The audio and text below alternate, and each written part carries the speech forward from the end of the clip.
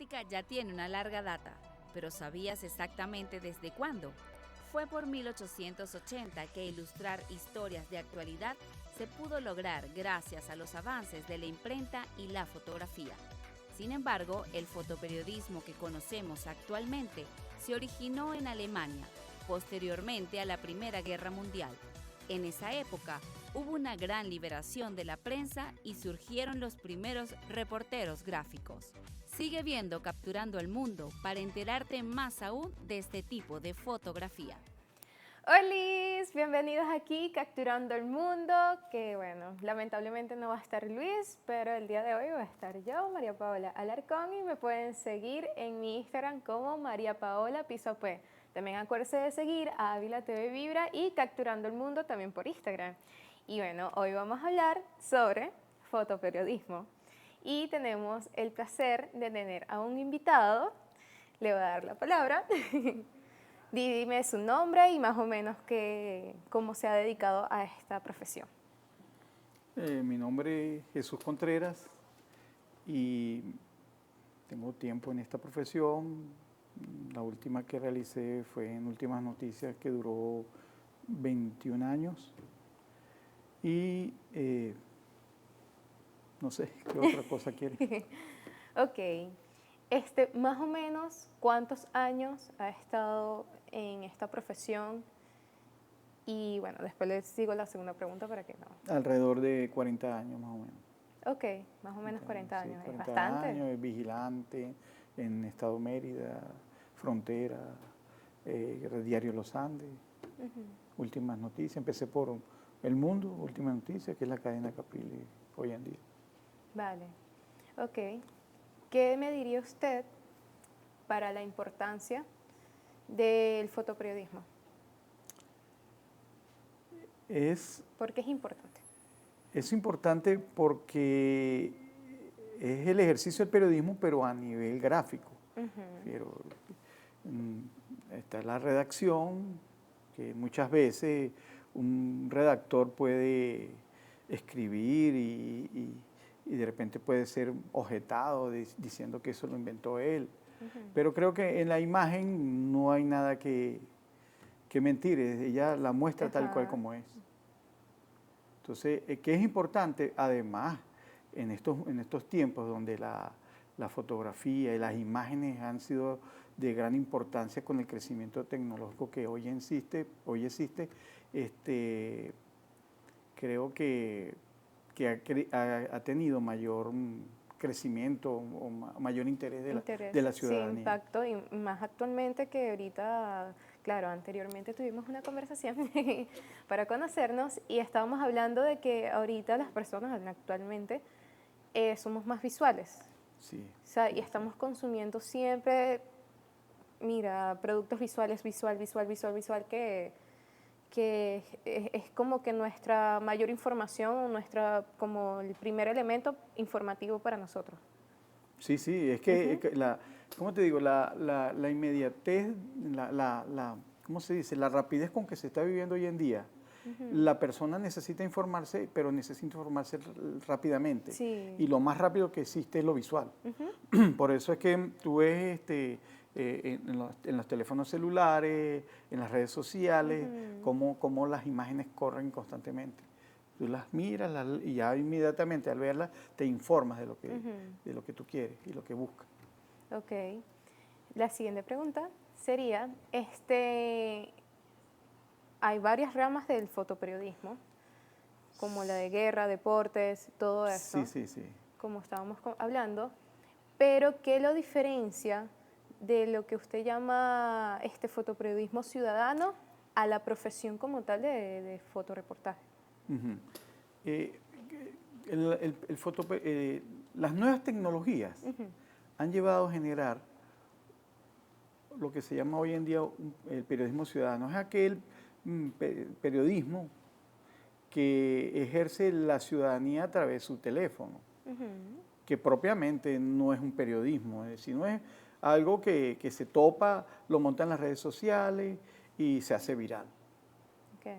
Entonces, no, porque el fotoperiodismo es una cuestión de conocimiento, hoy en día vienen de las escuelas de comunicación social como una especialidad, ¿ves? Y de investigación. Sí, donde tiene ese ejercicio tiene los mismos parámetros como la que usa un redactor. Tiene, como usted dijo hace rato, una clasificación. Hay unos que se especializan en deporte, otros en sucesos, otros en cultura, en fin. Es el ejercicio del periodismo, pero a nivel fotográfico. Donde, ¿qué se busca con las imágenes? Informar, comunicar, documenta. Además, ese documento es histórico, porque eso queda en la historia. Entonces, mientras que el periodismo ciudadano es algo eventual, de que la persona no tiene conocimiento sobre eso. Es como más de la cotidianidad. Sí, cotidiano, empírico, además, la profesión del fotoperiodismo requiere afinar el ojo para poder ver muchas cosas que otra gente lo ve como cotidiano y resulta que es algo informativo. ¿Y cómo usted diferencia, mira, este suceso es informativo o este suceso, o sea, cómo uno sabe que este suceso es informativo?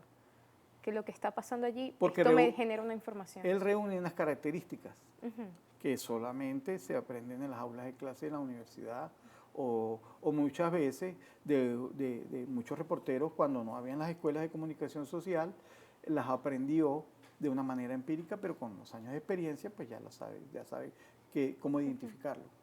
Mientras que el público común no. Sí. Ya hay como ciertos elementos que te arrojan exacto, que te dicen a ti, esto es informativo. Ok.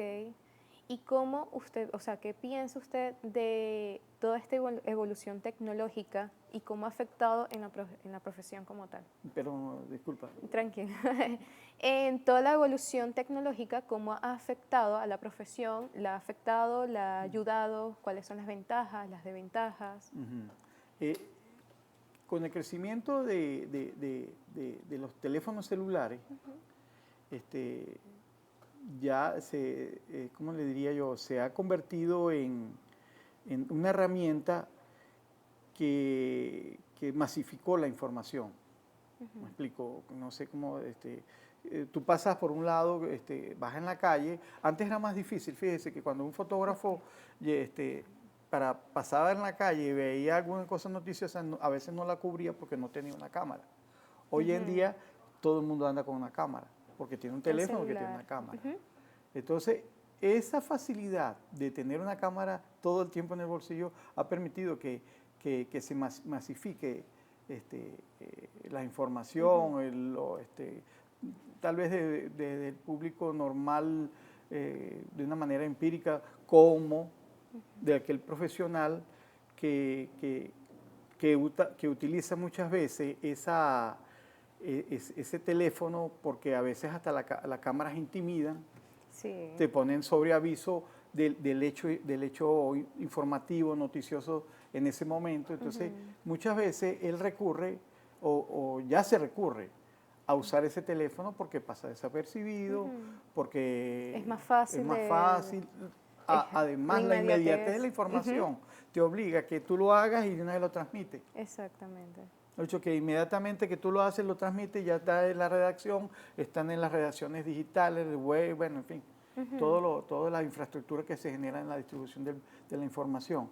Pero, además, la tecnología telefónica, la fotografía telefónica, ha evolucionado muy rápido. Tanto que hoy en día pues, se hacen fotografías con un teléfono de alta resolución. Me refiero, eso ha generado la facilidad de que cualquier persona pueda hacer una foto. Y pueda cometer lo que usted llama el fotoperiodismo ciudadano. Se genera pues, el periodismo ciudadano, claro. Claro, vuelvo a repetir, es una cosa de momento, ¿no? Alguien hizo una foto, pero no es una profesión de ellos. sino que es algo esporádico. Llegó, hizo la foto y la pasó a las redes sociales y se fue viral. ¿Ves? Pero no tiene una estructura, ¿cómo te digo?, para que sea informativo. Además, cuando tú programas un trabajo periodístico que no sea de un hecho instantáneo o de una instantánea, sino que es una cosa programada, el ciudadano no tiene esa capacidad. Eso se hace con conocimiento conocimiento previo que tiene que... investigativo, o sea, se investiga qué es lo que va a pasar, cómo, por qué se generó eso, y bueno, a través de la información se sustenta con la fotografía. Claro, claro. Ok, perfecto. Eso es lo que busca. Eso es lo que busca. Ok, y ahorita con lo de la inteligencia artificial, ¿cómo uno hace que esa fotografía que es veraz, porque eso es lo que uno de los puntos más importantes que hay que destacar, que el fotoperiodismo, o sea, la fotografía tiene que ser de la realidad? ¿Cómo uno puede manejar eso con la inteligencia artificial? Que ahorita ya se modifica, cómo uno, o sea... Ya te explico. Mira, ¿qué se busca cuando se hace fotoperiodismo? Se busca es captar a través de una fotografía la realidad que existe en ese momento y que esa realidad es informativa, documenta, en fin. Cuando se usa la inteligencia artificial, para modificar un hecho que se está dando, ya no es reporterismo propiamente, ni es informativo, porque modifica las realidades. Además, la modifica para intereses, tanto del reportero, tanto de las empresas a que trabaja, o hacia un bando, hacia un otro bando, no sé. No es, además, hay unos elementos ahí que es la ética, la veracidad porque el periodista gráfico o el fotoperiodista, eso es una profesión que él va a llevar toda su vida, que vive de ella. Además, a él le interesa que sea veraz, porque eso le permite a él la audiencia y credibilidad. Mientras que en el caso de que alguien ya no es ético, además sí, no es ético. Ya no es ético dentro de la profesión. Eso no es ético completamente. Además, pierde el día que se entere que ha cometido fraude, un fraude con una imagen. ¿Quién lo va a guiar? Yo no sería una persona que agarraría para informarme de él. Exacto. Porque no estoy seguro. Eso dentro de la profesión del periodismo fotográfico o reporterismo gráfico, como se quiera llamar, los reporteros gráficos tratan de ser veraz en eso, porque eso forma parte de su carrera como profesional. Exactamente. ¿Ves? No sé si... Sí. Otra cosita, ¿cómo... Hablando de esa parte, ¿cómo usted maneja la neutralidad? O sea, ¿cómo no está pasando un suceso? Y cómo yo no me voy para ese lado, pero también quiero dar información del otro lado. O sea, ¿cómo maneja esa neutralidad dentro de su profesión? Bueno, yo pienso que primero, captando lo real, lo que es. Eso es lo primero que hay que hacer unas imágenes que representen lo que está pasando. Ahora, si yo por lo menos tengo una parcialidad, lo recomendable en este caso sería tratar de trabajar del lado parcial, me explico. ¿Cómo te diría? Si yo fuera parcial ante un determinado hecho, ahí, trataría de trabajar por el grupo, a ese grupo a que Ok. yo Le voy a interrumpir un momentico porque voy a dar la llamada para la cápsula perfecto. y después seguimos de la ¿Cómo conversación. no? Estamos a su Dale, orden. reda cápsula. 1. En general, se utilizan los focales angulares a estándar, siendo los que comprenden del 35 a 70 milímetros las más utilizadas. Este tipo de objetivos permiten centrar la atención en un punto, pero a la vez introducir información del contexto extremadamente necesario para narrar una noticia. 2. Ópticas fijas u opciones de zoom como el 24 a 70 milímetros. Como su nombre lo indica, es un objetivo cuya distancia focal es fija, en oposición a un objetivo de distancia focal variable o zoom. 3. Suelen ser cámaras full frame. Es una cámara con un sensor de fotograma completo. Esto permite tomar fotografías nítidas en situaciones de poca luz. 4. También se puede optar por cámaras reflex profesionales, cámaras sin espejo o incluso telemáticas.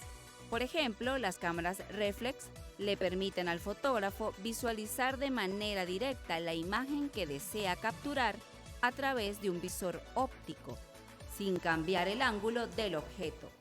Ok, volvemos otra vez con la conversación. Estábamos hablando de cómo uno se mantiene neutral dentro de la profesión, porque claro, yo estudio sociología y claro, llevo que sí el primer semestre. Y una de las cosas que pasa en sociología, en este caso, es que uno tiene que informarse, pero de esa realidad. Entonces, ¿cómo uno, dentro de nuestros prejuicios, valores, cómo no afecta tu trabajo? Entonces, por eso quería preguntarle cómo, cómo uno puede entrar en esa neutralidad y a pesar de tus prejuicios, de tus valores, de donde uno se inclina más hacia otro, de lo que te sientas más afinado hacia algo, como uno aún así tiene que estar neutral ante esa realidad. Yo digo que con respecto a eso, uno se antepone el informar a la ciudadanía. Y por encima de mis pensamientos, vamos a hablarlo político o tendencias sobre algo, está al público a quien yo me merezco, me refiero a quien yo me debo, que es, y ante la profesión que yo tengo, que es la de informar, de una manera veraz e imparcial. Cuando están esos principios, no hay que dejar de que el elemento de mi posición se infiera en eso. ¿Ves? Claro, hay situaciones donde tú te lleva a trabajar de una manera parcial. ¿Cuál sería? A mí una vez me tocó cubrir la FARC, cuando trabajaba en el diario El Mundo, en las mesas de negociación, y después logramos conseguir con la directiva de la FARC, con los jefes de la FARC, ir a los campamentos y cubrir todo su vida, porque su día a día. Era más difícil mostrar eso al mundo que lo que presentaba el gobierno colombiano en aquella época. Okay. Entonces, nosotros logramos ir a esos campamentos, pero la única condición que había era justamente de esa, que había que trabajar con ellos, el apoyo que nos dieron, la logística para ir, y entonces de una u otra manera uno iba a ir a registrar eso, esa actividad de ellos, esa sí, su estilo de mostrar al mundo cómo vivían, qué hacían, esas cosas que la gente quiere saber. Igual como lo estamos viendo ahorita en la guerra de Ucrania con Rusia. La que hacen las agencias de noticias, envían a un reportero para la zona de Ucrania y otro para la zona rusa. Nunca hace un reportero aquí y después lo mandan para el otro lado, ¿no? Porque le puede costar hasta la vida. Sí. Entonces, él hace el reportaje de este lado y el otro hace el reportaje y se unen y se presentan a la ciudadanía, al mundo, el trabajo de información. Vale. veraz y neutral.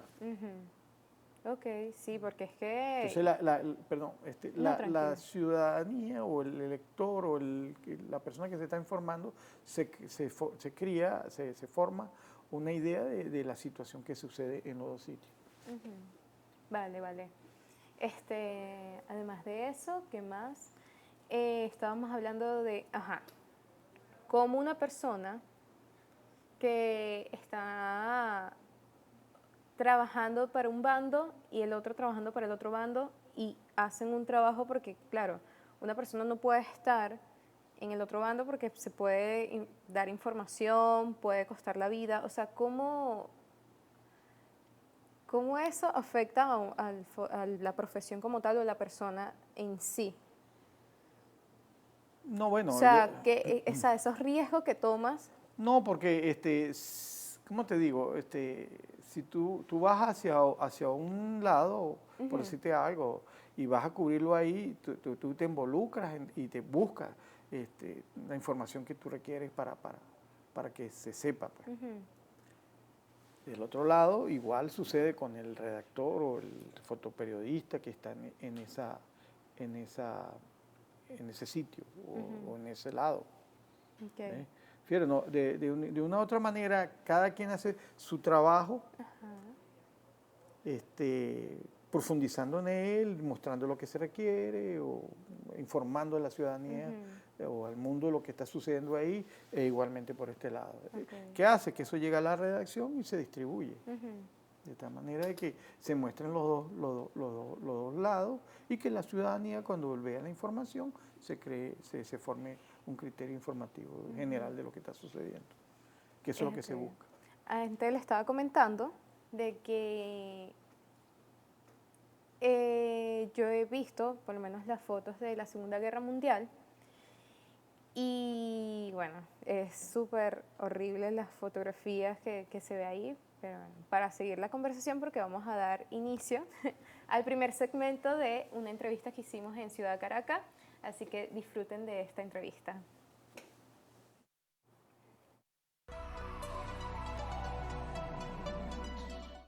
Bueno, hay varias cosas que mejorar, entre ellas el compromiso que existe después de la pauta, el compromiso que existe con las personas a las que retrataste,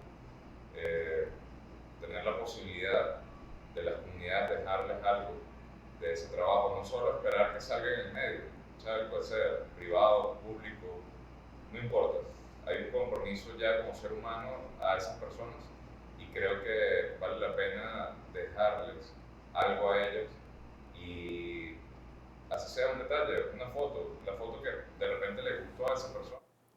Ok, empezamos otra vez. Espérense también para que vean el segundo segmento de la entrevista y se sigan informando de esta bella profesión. Ok, nos quedamos en una pregunta, pero se me fue. Entonces, bueno, ¿qué equipos usted utiliza normalmente usted utiliza celular? En este caso que estamos hablando de los celulares, de la facilidad. ¿Qué cámaras utiliza? Bueno, como todo, la que yo uso es la Reflex, lo que vimos hace rato en una... Sí, en la cápsula. Esa es la que se está usando todavía. La tecnología ha cambiado mucho. Ya hoy en día, pues con los teléfonos, incluso ya se han hecho adaptaciones de tal manera que tú puedes utilizar un teléfono para grabar, para hacer fotografías de alta definición. Claro, todavía le falta porque, por lo menos en deporte, no se puede cubrir no se destaca con un teléfono de eso, ¿no? Pero sí, yo creo que estamos en esos procesos de cambio, en esa evolución todavía. Ok. ¿Y cómo ha sido ese cambio, esa evolución dentro del campo? Bueno, dentro del fotoperiodismo, a raíz de ese crecimiento de la telefonía, que ha venido a sustituir muchas cámaras.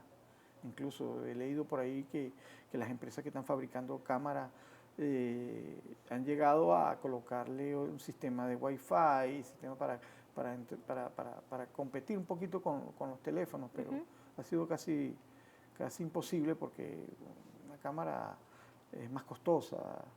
Sin embargo, la, la- las- los teléfonos lo han superado, pues, lo han desplazado de una otra manera. Claro, no completamente, porque estoy hablando de que hay un proceso de evolutivo todavía sobre eso, pero también ha afectado al fotoperiodista, porque esa inmediatez, esas cosas han permitido que ellos, muchos han perdido sus trabajos, porque con las redes sociales y las fotografías en las redes sociales. Bueno, le voy a dar un pequeño paréntesis para dar inicio también al segundo segmento que les dije que esperaran para que vieran y escucharan y disfruten. Dale, ve. Adelante. Y por último, el tema de preservar los archivos, porque no solamente la pauta de entregas para que salga en el periódico, en el portal web o lo que sea, en las redes sociales, sino también qué ocurre después. Ese después no solamente es entregarle o tener el compromiso con esas comunidades o esas personas que retrataste, sino también cómo preservas tu archivo fotográfico. Anteriormente era con película, hoy en día con digital, que el digital es más complejo, porque entonces si no imprimes, si no guardas en otros dispositivos, lamentablemente ocurre algún tipo de inconveniente electrónico, pierdas todo y adiós memoria histórica. Bueno, ya volvimos otra vez, estamos a punto de terminar el capítulo y nos quedamos en que cómo las redes sociales han afectado en la profesión. Sí, bueno, por la inmediatez y por el uso masivo de los teléfonos. De información también que uno... Además, la rapidez con que está corriendo la información hoy en día ha obligado a las empresas, bueno, y la facilidad y la facilidad no solamente, sino los bajos costos que le genera sacar una fotografía de las redes sociales y montarlas dentro de su web sin de derechos de autor. Sin derecho de autor ni Bueno. nada por el estilo, ha afectado a la profesión. Sí. Creo que hoy en día el fotoperiodista tiene que actualizarse, tiene que adaptarse a los nuevos cambios, a las nuevas tecnologías. Y ese es como más o menos su consejo al al campo como tal. Actualícense. Esa es una sugerencia y yo creo que es una obligación que tenemos nosotros con el mundo y con el público. Bueno, ya terminó el capítulo del día de hoy. Lamentablemente se nos hizo bastante corto de todo lo que se puede hablar en este campo y esta profesión tan bonita, porque bueno, informa y es lo que normalmente nosotros estamos consumiendo y estamos siempre, esa es como una de las primeras fotografías que uno piensa, paisaje, fotoperiodismo. Pero bueno, lamentablemente nos tenemos que ir y bueno, termina aquí María Paola Alarcón con el señor Jesús Contreras. Y bueno, estamos un placer aquí en este capítulo de fotoreportaje y acuérdense de seguirnos en Ávila TV Vibra y Capturando el Mundo, también mis redes sociales como María Paola Piso P. ¡Chaito!